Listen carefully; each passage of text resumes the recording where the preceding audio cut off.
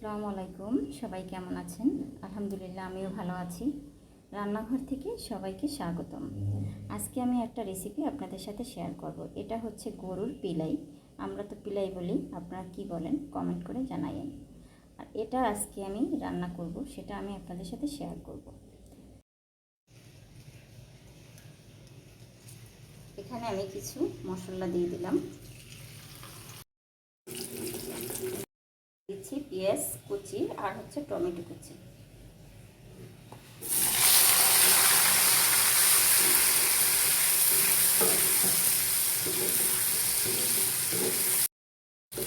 এটাকে আমি কিছুক্ষণ নাড়ব, পেঁয়াজটা নরম না হওয়া পর্যন্ত। পেঁয়াজ আর টমেটোটা একটু সফট হবে, তারপরে আমি এখানে মশলা দিয়ে দেবো।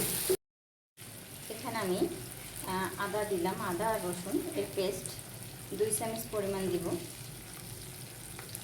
2 চামচ পরিমাণ আমি দিয়ে দিলাম। আর একটু দিব। এখানে আমি দিয়ে দিব গরম মশলা। এটা আমার বাসায় করা, এই জন্য সব মশলার গুঁড়া। এটা 2 চামচ দিব আমি। এখানে 2 চামচ পরিমাণ মশলা দিয়ে দিলাম। তবে আমি মশলাটা এই জন্য কম দিই, কারণ আমি তো মশলার গুঁড়ো 2 চামচ দিই। আর হচ্ছে আপনার তেজপাতা, তারপরে এলাচ, দারচিনি এই পরিমাণটা কমাই দিই যে কোনো কিছু রান্না করলে, কারণ আমি একটা মশলা তৈরি করে রেখেছি। ওই মশলাটার আপনার গুঁড়াটা আমি ইউজ করি সব রান্নার মধ্যে। এখন আমি এই যে পিলাইটা দিয়ে দিব। এটা আমি একটা ইয়াতে রাখছিলাম, জালিতে, যাতে কোনো পানি না থাকে, এই জন্য। এটাকে নেড়ে চেড়ে আমি এটাকে একদম নিভা জালে আপনার ঢাকনা দিয়ে রাখবো। তাহলে এটা ভালোভাবে আপনার হবে, মশলার সাথে মিশে যাবে। এই পর্যায়ে আমি ঢাকনাটা দিয়ে দিব। ঢাকনা দিয়ে দিলে একটু জালটা নিভা জালে রাখবো, কারণ হচ্ছে তাহলে এর মধ্যে পানিটা বের হয়ে যাবে। আসলে আমি প্রতিটা জিনিস এইভাবেই রান্না করি। মাংস যখন রান্না করি, মাংসের মশলাটার মধ্যে আমি কষাই ভালোভাবে, তারপরে আপনার হলুদ মরিচটা দিয়ে দিই। আসলে এরকম আমার রান্নাটা অবশ্য ভালো হয়, আমার মনে হয় কষানোটা ভালো হয়। এ পর্যায়ে আমি ঢাকনাটা দিয়ে দিব। এখন এ পর্যায়ে আমি লবণটা দিয়ে দিব। আসলে লবণটা দিতে ভুলে গেছি। লবণের পরিমাণ যতটুকু দরকার আমার অতটুকু পরিমাণ দিলাম। এখন আমি লবণ দিয়েছি, এখন নাড়াচাড়া করতেছি।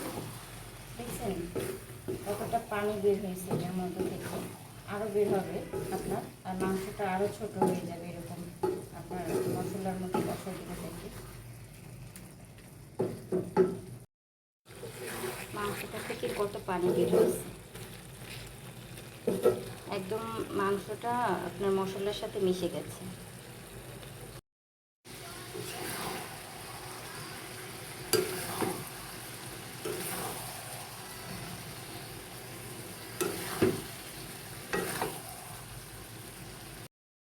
আমি এখন হলুদ মরিচটা দিয়ে দেবো এখানে।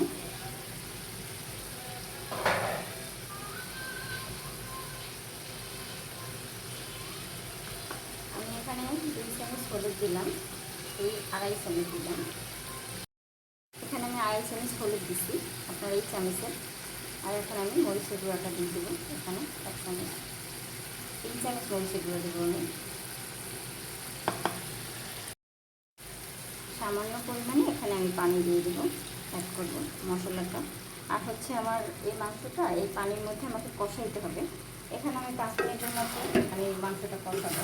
হলুদ মরিচ দিয়েছি তো, যাতে এর গন্ধটা না আসে, এই জন্য কষাইতে হবে ভালোভাবে। তো আমি আরও 5 মিনিটের জন্য এটা মাংসটা কষাবো। এই পর্যায়ে আমি ঢাকনাটা দিয়ে দেবো 5 মিনিটের জন্য।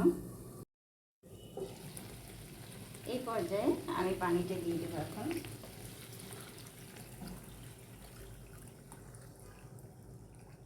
একদম পানিটা পরিমাণ মতো দিয়েছি। এখন এটা আমি ভুনা করবো, তো এই পানিতেই আমার মাংসটা হয়ে যাবে ভালোভাবে, একদম পারফেক্ট হয়ে যাবে। বলক এসে গেছে। আসলে এই মুহূর্তে আমি ঢাকনাটা দিব না, ঢাকনাটা দিলে আবার হচ্ছে ঝোলটা পড়ে যাবে, মাংসের ঝোলটা। তো মাংসটা এভাবেই আমার সুন্দরভাবে হয়ে যাবে। মাংসটা যতটা পরিমাণ আমি প্রথম থেকেই কষাই মাংসটা ভালোভাবে, কারণ হচ্ছে আমি মশলায় কষাইছি, এরপরে আপনার হলুদ মরিচ দিয়ে তারপরও আমি 5 মিনিটের মতো এটাকে ভালোভাবে কষাইছি। তো এখন এই ঝোলে আর আমার ঢাকনা দেওয়ার প্রয়োজন নেই, মাংসটা এমনিতেই সিদ্ধ হয়ে গেছে। জাস্ট আমি তো এটা ভুনা করব একদম, যেহেতু এটা পিলাই আমাকে এটা সুন্দরভাবে ভুনা করতে হবে। আমার মাংসটা রেডি, আর 3-4 মিনিটের মতো এটা আপনার করতে হবে, নাড়াচাড়া করতে হবে। কারণ হচ্ছে এটা একটু একটু হালকা আপনার পানি আছে, এতটুকু রাখবো না, একেবারে তৈলটা বের হয়ে যাবে এই পর্যন্ত আমাকে রাখতে হবে আর কি।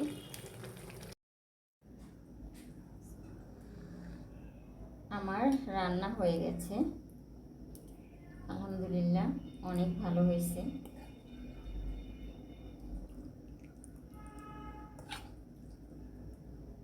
ভুনা করেছি আমি, আসলে মনে হয় একটু ঝালটা বেশি হয়েছে, এছাড়া সব ঠিকঠাক আছে।